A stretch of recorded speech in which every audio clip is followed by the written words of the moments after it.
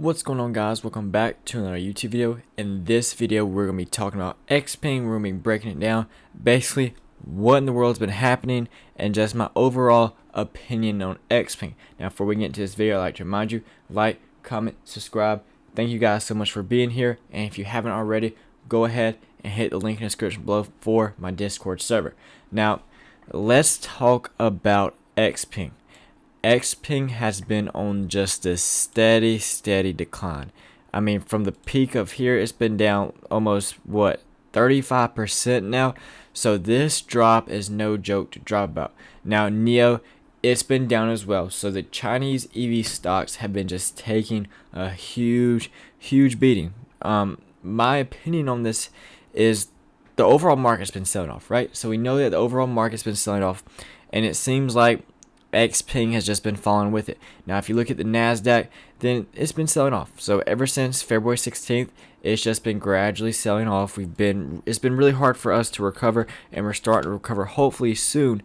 And ever since, where was that, February 16th? So it's actually been starting to sell off a little sooner than that, but overall you get the point. So the overall market selling off is not helping Xpeng's case whatsoever, and today we sold off on the overall market, and we just sold off $4, which was a huge amount for Xpeng. Now I was not expecting it to sell off this much. Now I have a strong support here at 30.65. I have a strong support here at 30.65 that I believe will hold. Now earnings are coming up for NIO. We know what happened with NIO. We know their reaction. It tanked for NIO. Hopefully Xpeng does not have the same reaction, because we could potentially be going through a lot more levels and head to the floor for Xpeng. It's looking bad for Xpeng. Now on the optimistic side, what needs to happen for Xpeng to at least get back to $50? So $50 price target, what needs to happen? Well, we need to start basing out. So this is apparent. We're in this downtrend. We have not started to base out at all. Now when I say basing out, I mean either we start to do some of this like consolidation, or we just start reversing. Right now we have no sign of a reversal. And we're just in this downtrend. So we need to base out, then have that sign of a reversal. What I'm looking for is a 3-step plan. First step, get above 35.93, perfect. Then get above 40.29, and then ultimately testing 48.06 and getting above that.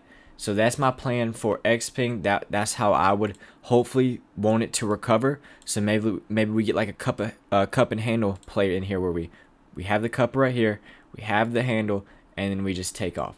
Now that's picture perfect. That's a picture perfect recovery on Xpeng. Not saying it's going to happen at all. I'm not trying to give y'all false hope, but this could potentially play out. Now 30.65. Guys, you really need this level to hold. I do not want this level breaking at all for Xpeng.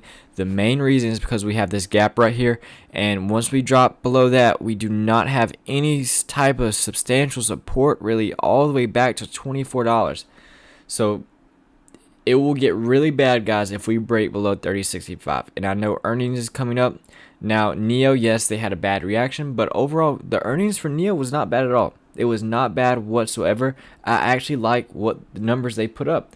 So if Xpeng is able to do the same type of numbers, put up the same, I guess, deliveries, revenue similar to NIO. Now it's not going to be as much as NIO, because NIO is the more popular one.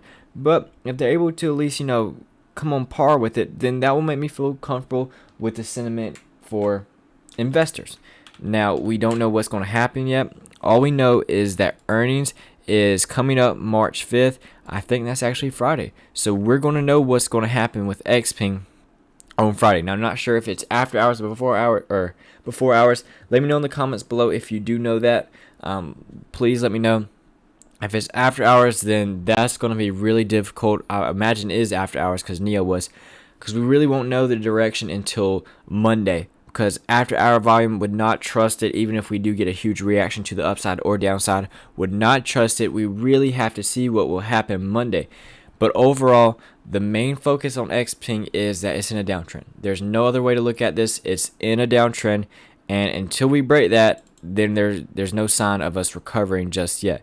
We need to base out. Hopefully we base out tomorrow. Tomorrow's a green day. Let's hope so. And then Thursday and Friday we finish off strong. And ideally, I would like to see us get above 35.93. If we can get above 35.93 before the week ends, even with the earnings reaction, that's the start. And then ultimately, I'd feel really comfortable once we get above 40.29. That's that number where I'd be like, okay, maybe Xpeng is back on the bullish train. But until then there's no reason in my mind that Xpeng is reversing just because this is what the charts are showing right now. Overall, though, if you do believe in Xpeng, if you're able to weather the storm, I know it's tough, especially if the 30% drop, even assuming that you got it at $48, it's a tough drop. I know, trust me. But if you can handle, if you can weather it, do it. Just hold on and wait for that thing to reverse. Either way, guys, thank you for being here. Appreciate all of the support y'all been giving me. And make sure to subscribe if you haven't. And I will see you guys in the next video.